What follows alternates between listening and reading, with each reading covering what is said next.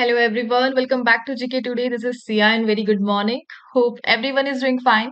So इस session में हमें कवर करना है 4th of Jan 2025 के मोस्ट इम्पॉर्टेंट न्यूज का in depth analysis and previous session के टॉपिक वाइज रिवीजन भी हम इस सेशन में काउंट करेंगे प्लस क्विज एंड स्टैटिक के साथ इस सेशन को एंड किया जाएगा right and all these questions are part of daily 20 MCQ series which is available on GK today application one day exam के पॉइंट ऑफ व्यू से आप जीके टुडे के ऐप को एक्सप्लोर कर सकते हैं सो स्टार्ट करते हैं आज का session and first of all you have to answer a question and that is so recently which of the following languages were recently conferred the status of classical language by the union government so union government ने recently classical language में इनमें से कौन सी language को include किया है answer in the comment box right start करते हैं आज का session and the first one is what is the rank of India in the tobacco industry so recently tobacco industries में रैंकिंग को शो किया गया और इंडिया की रैंकिंग क्या रही answer is option number B second and the first ranker is China so China के बाद सेकंड रैंक पर इंडिया आता है इन टैबको इंडस्ट्री वर्ल्ड वाइड इंडिया से रिप्रेजेंट करता है the tobacco board of India जिसे इनिशिएट किया गया था 1st of January 1976 में to develop the tobacco industry tobacco board act 1975 के तहत टैबको इंडस्ट्री इंडिया में परफॉर्म करती है एंड एक्सपोर्ट्स को प्रमोट करती है प्रोडक्शन को रेगुलेट करती है एंड टैबको ट्रेड को सपोर्ट करती है इसी के साथ सेकेंड लार्जेस्ट टैबको प्रोड्यूसर रहा India after China and unmanufactured tobacco category में ब्राजील के बाद सेकेंड लार्जेस्ट एक्सपोर्टर है इंडिया राइट सो आपको रैंकिंग ध्यान रखनी है rank of India is second and the act that lead to the formation of tobacco board of India that is tobacco board act 1975 basically industry को एक chairperson head करता है ये आपको एक बार ध्यान रखना है एफसीबी फ्लू क्यूर्ड वर्जीनिया let's move to the next slide so recently rank and indexes से रिलेटेड कुछ क्वेश्चंस को हम रिवाइज करेंगे जो रिसेंटली न्यूज में थे and that is which institution release the report title industry 4.0 adoption and strategic road map for India manufacturing और इसे रिलीज करा है कन्फेडरेशन ऑफ इंडियन इंडस्ट्री ने and the report is industry 4.0 adoption and world migration report 2024 recently released by which organization IOM ने recently migration report को release किया था the International Organization for Migration and which organization jointly released the mental health of children and young people service guidance report so इस report को release करा है WHO and UNICEF ने the global environment outlook GEO7 किस organisation ने इस report को prepare किया था UNEP that is united nation environment programme ने इस रिपोर्ट को रिसेंटली प्रिपेयर किया था state of the world forest report अभी न्यूज में रही थी और किसने इसे रिलीज किया था FAO ने इसे रिलीज किया था the state of the world forest report Next is which organization published the commitment to reducing inequality index. So CRI index को किस organization ने release करा DFI that is Development Finance International and Oxfam ने मिलकर इसे release किया था commitment to reduce inequality index and which institute claims the top spot in India in QS Asia University ranking 2025. So QS Asia ranking में जो top institute रहा India से that is IIT Delhi right let's move to the next question and that is which ministry recently released the UDISE plus report so recently another report news में रही that is UDISE plus report और किस ministry ने इसे release करा answer is option number C ministry of education ने recently UDISE report को publish किया है इस रिपोर्ट के अकॉर्डिंग बताया गया है कि जो टोटल स्टूडेंट एनरोलमेंट है वो ओवर 1 CR डिक्रीज हुआ है 2023-24 फाइनेंशियल ईयर पे राइट एंड इस रिपोर्ट को किसने पब्लिश करा मिनिस्ट्री ऑफ एजुकेशन ने बेसिकली इस रिपोर्ट के थ्रू जो एजुकेशनल डेटा है उसे ट्रैक किया जा रहा है ऑल ओवर इंडिया में एंड 14.72 लाख स्कूल से डेटा कलेक्ट किया गया है। 98.08 lakh teachers and 24.8 CR students का डेटा को मैनेज करता है UDISC प्लस सिस्टम, और इसी के लिए रिसेंटली इस रिपोर्ट को पब्लिश किया गया, रिलीज किया गया। एज पर दिस रिपोर्ट जो बॉयज का एनरोलमेंट है वो 4.87% से डिक्रीज हुआ है एंड गर्ल्स का 4.48% से डिक्रीज हुआ है 2018-19 से 23-24 तक। जो मेजर स्टेट्स है जहां पर डिक्रीज हुआ है that is Bihar, Uttar Pradesh and Maharashtra. ये तीन स्टेट में कम एनरोलमेंट देखा गया है एजुकेशन सेक्टर में from the students, and that's why इस रिपोर्ट के थ्रू डिक्रीजमेंट को हाईलाइट किया गया recently.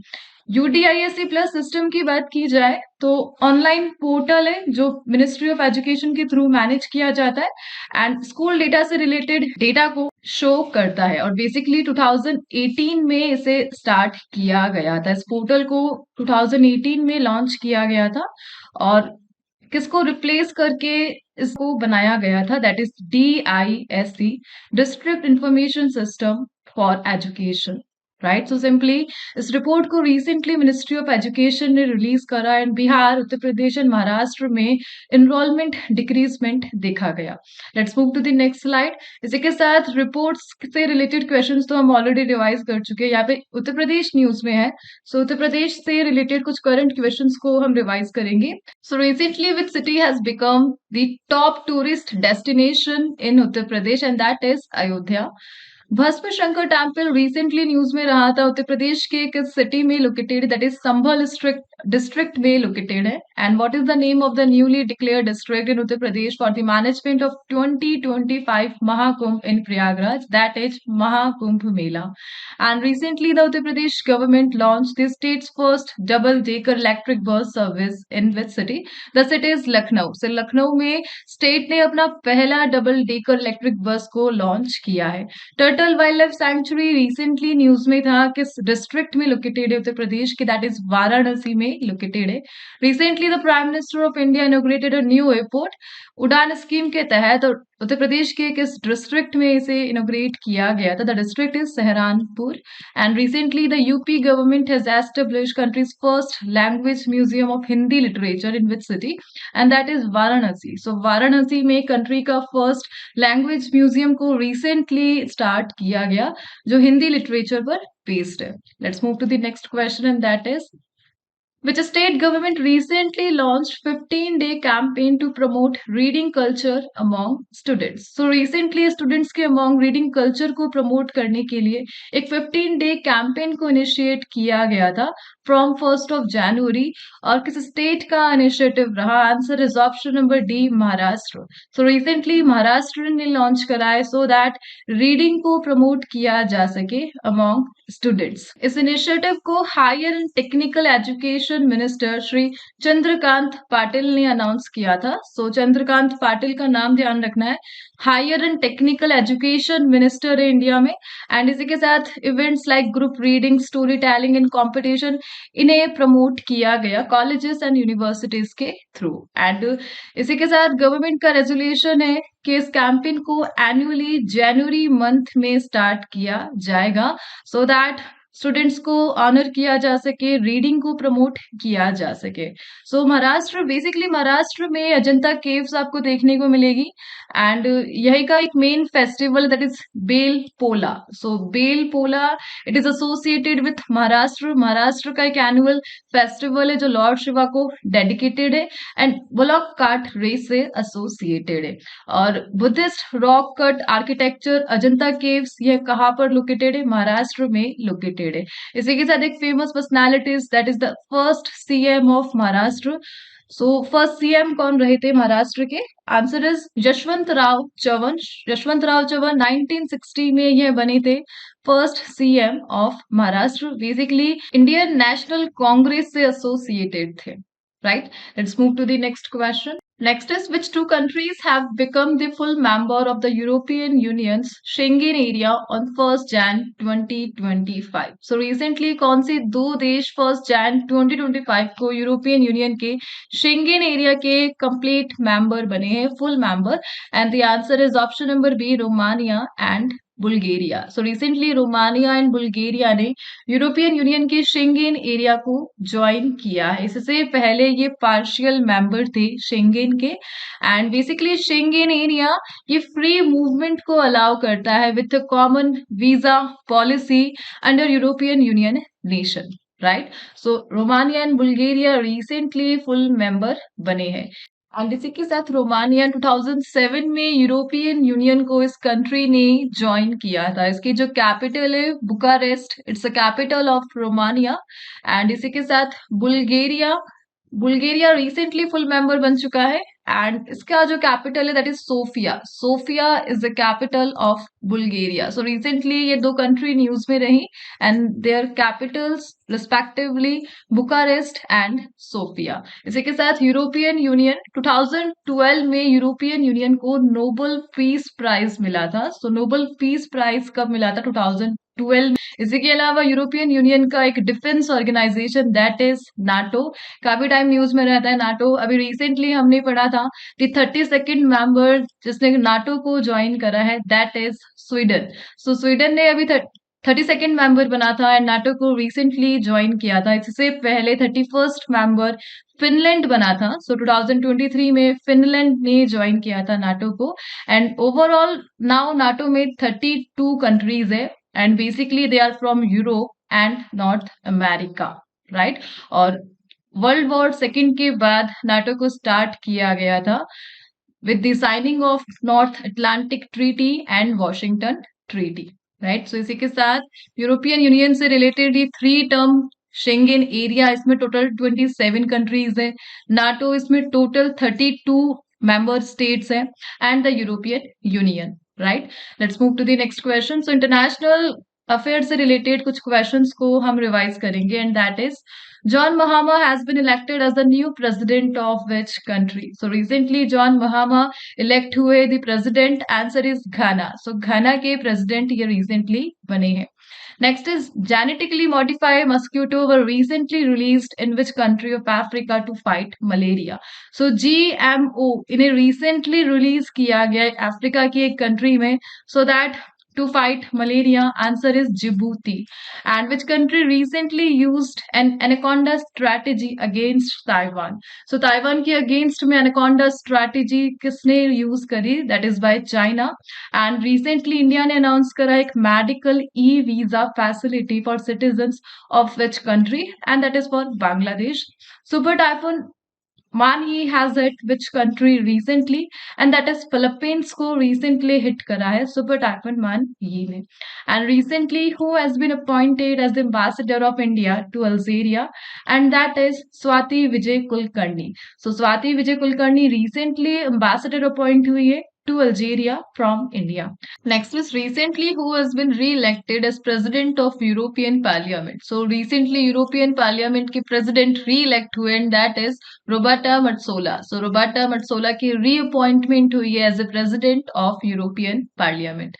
Let's move to the next question and that is what is the name of the campaign launched by Nepal to end child marriage? So recently child marriage को end करने के लिए नेपाल ने एक campaign launch किया था and the name is answer is option number A, child marriage free Nepal, right? और इसे recently काठमांडू में release किया गया and more than 100 people ने participate किया था इस campaign में and they are from child right activists from Nepal and India. So India ने support करा है नेपाल के इस initiative so that child marriage से relief मिल सके नेपाल को and recently काठमांडू में इसे initiate किया गया.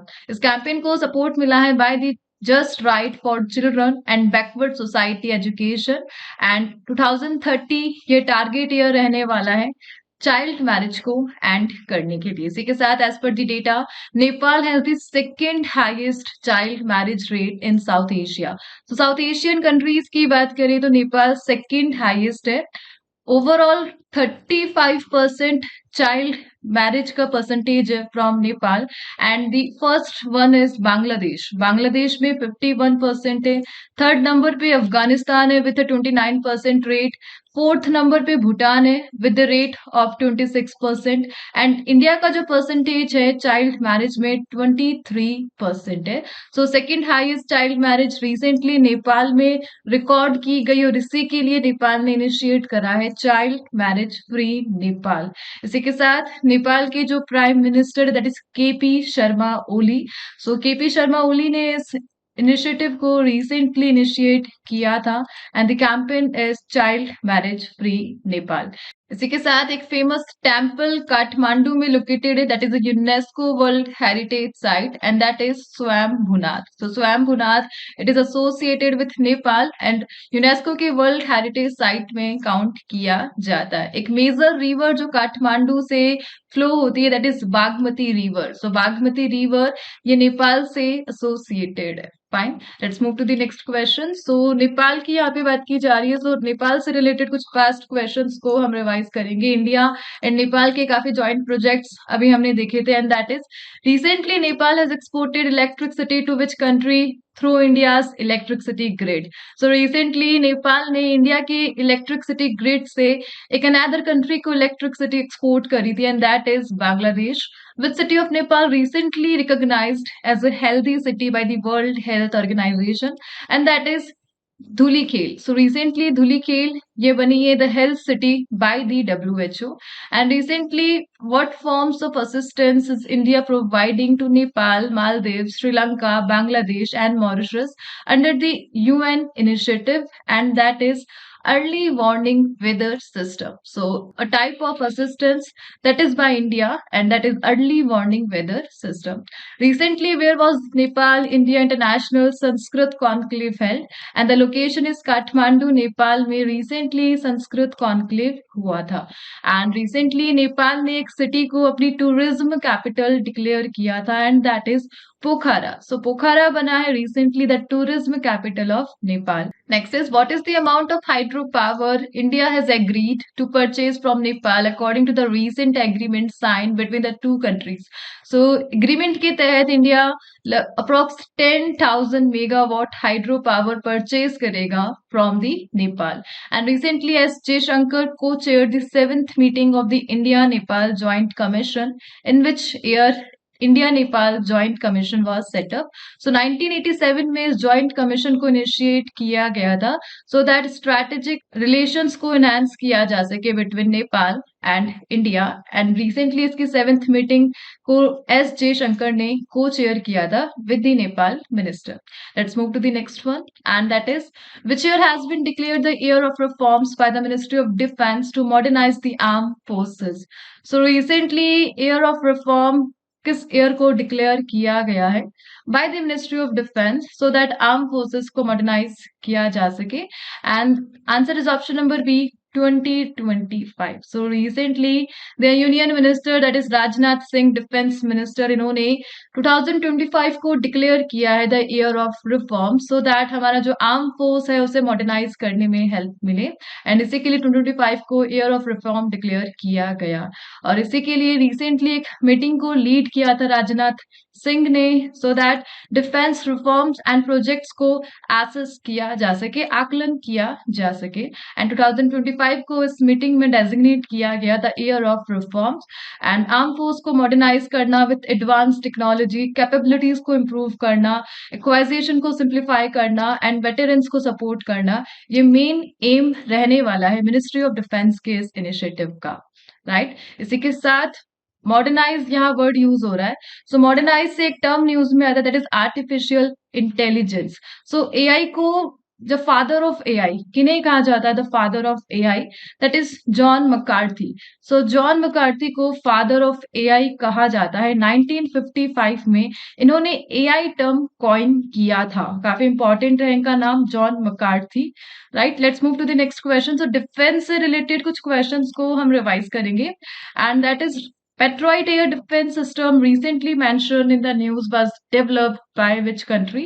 So recently किस country ने develop करा है Patriot air defense system को? USA, United States of America ने develop करा है. So next is recently where was the state of the art IT laboratory inaugurated by the chief of the army staff and the location is Uzbekistan. So recently Uzbekistan में एक IT lab को inaugurate किया गया by the chief of the army staff that is General Upendra Dwivedi, right? इन्होंने succeed करा है मनोज पांडे को और बने हैं chief of the army staff.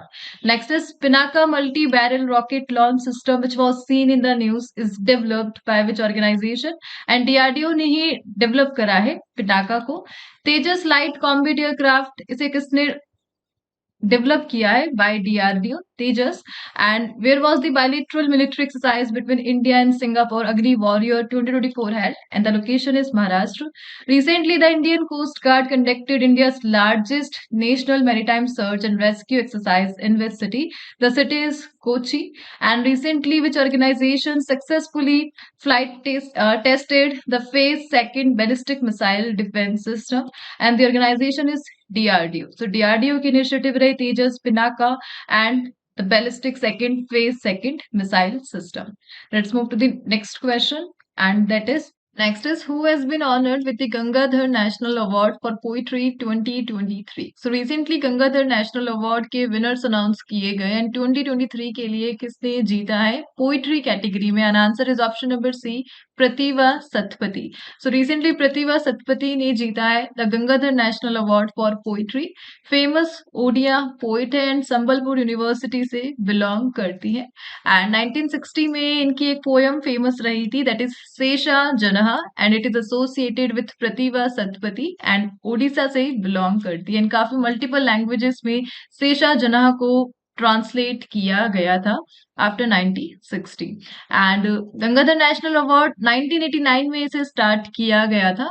इसमें एक साइटेशन दिया जाता है, शॉल दिया जाता है एंड 1 लाख का कैश प्राइज दिया जाता है. जो पास्ट विनर्स है गंगाधर नेशनल अवार्ड के दैट इज के सचिदानंदन, इन्हें मिल चुका है. इसी के साथ जयंत मोहपात्रा, इन्हें भी गंगाधर अवार्ड मिल चुका है. एंड द गुलजार, फेमस गुलजार, इन्हें भी यह अवार्ड ऑलरेडी मिल चुका है the Gangadhar national award for poetry.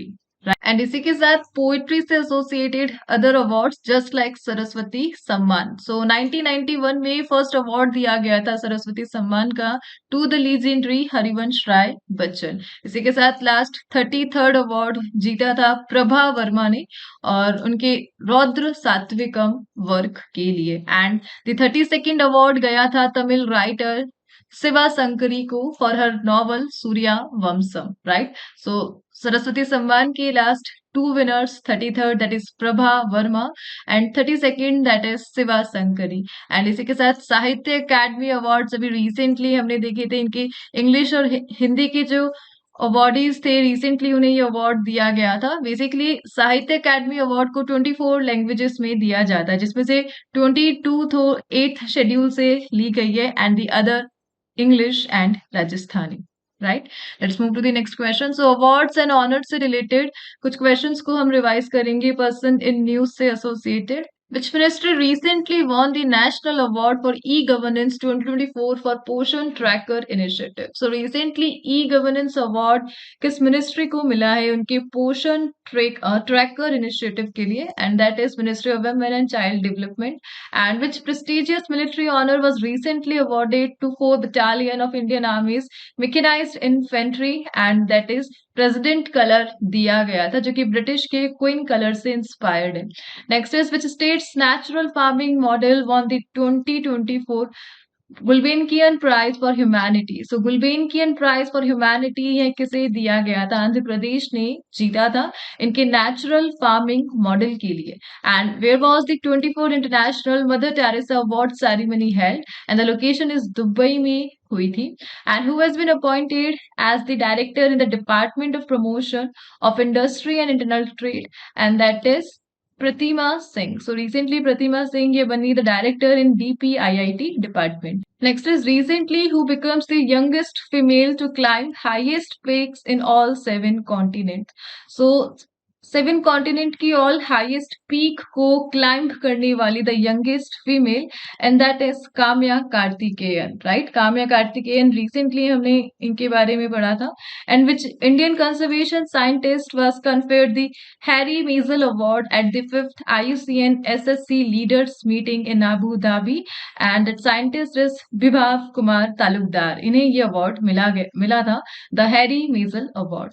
Let's move to the next question and that is which state become the first to link forest ecosystem with green GDP? So first of its type का question है, the first India का first state जिन्होंने link करा है अपने forest ecosystem को with green GDP and answer is option number C, Chhattisgarh. So recently Chhattisgarh बना है the first state to connect its forest ecosystem with green GDP, right?